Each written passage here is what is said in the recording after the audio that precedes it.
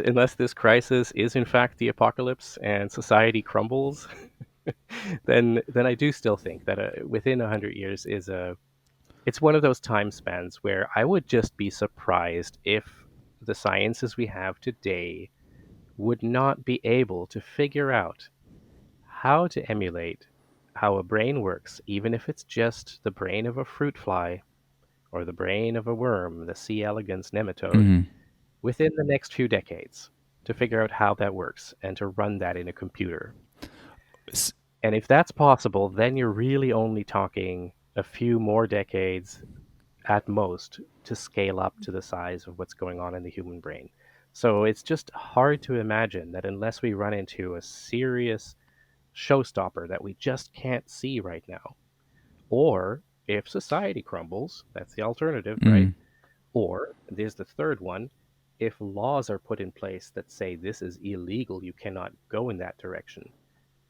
Any of those things happen, then perhaps, yeah, then perhaps it won't come about in that time span. But otherwise, I would be surprised if within 100 years this was not a reality for humanity. Okay. So assuming that society doesn't crumble and that the laws remain kind to whole brain emulation and the potential of it, let's assume that I'm a complete skeptic of you being able to upload a mind within 100 years, which I'm not, but let's just say I'm 100% skeptical.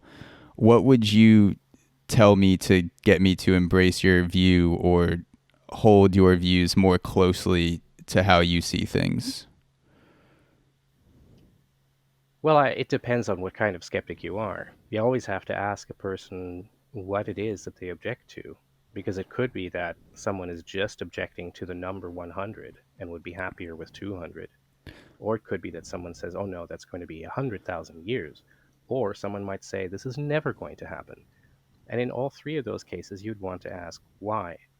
Why do you think it would take 100,000 years? What is it that you think could take that long? I mean, look at the history of humanity and how long, how long has it been since we built pyramids? We're Hmm. talking about 5,000 years. And then you go all the way back to that. And before that, just a few thousand years before that, we were hunter gatherers. Yeah. How come, if you look at this history, would it take 100,000 years from here to get to something like mind uploading? So that one is weird to me, and I don't know what the explanation would be.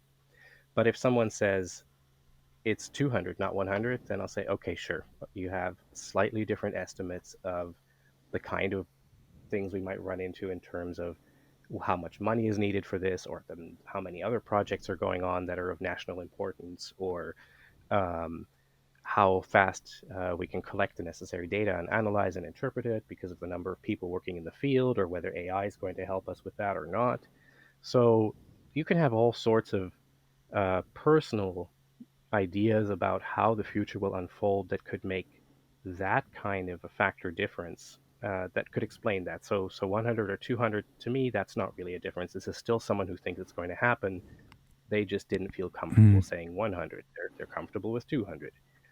Now, if someone says it's never going to be possible, that's when it gets interesting, because then you start to talk about um, hypotheses about the brain and what it means to exist and to be, what it means to be human, all of that. And then you could be talking about technical issues. And I don't know if you've seen the new book that Miguel Nicolelis just I haven't. published, but that is about technical issues, at least in his opinion.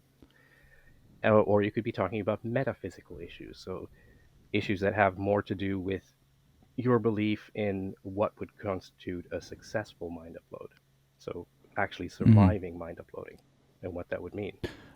And those are two very different types of topics.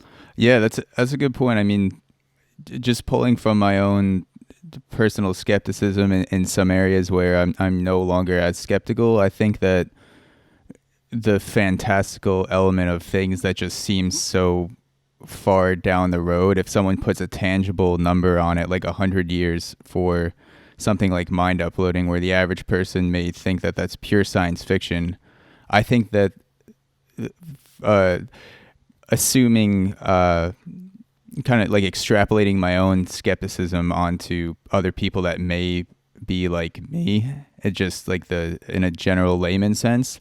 I think the fantastical element of mind uploading and the way that it sounds and is portrayed in science fiction may lead to skepticism when someone says, "Oh, like that's going to be 100 years from now," and then when you actually look into it and hear smart people talk about it, like yourself, or read papers and are directed towards the right information, then that skepticism starts to disappear because it becomes more real. Like it's not just this thing that you saw on TV. But to you, then, I mean, if you just put yourself back into that place where, let's say, you hadn't read about all these things, what is it that you would find objectionable about the statement? Is it the number 100, or is it the thought that something like that would ever happen?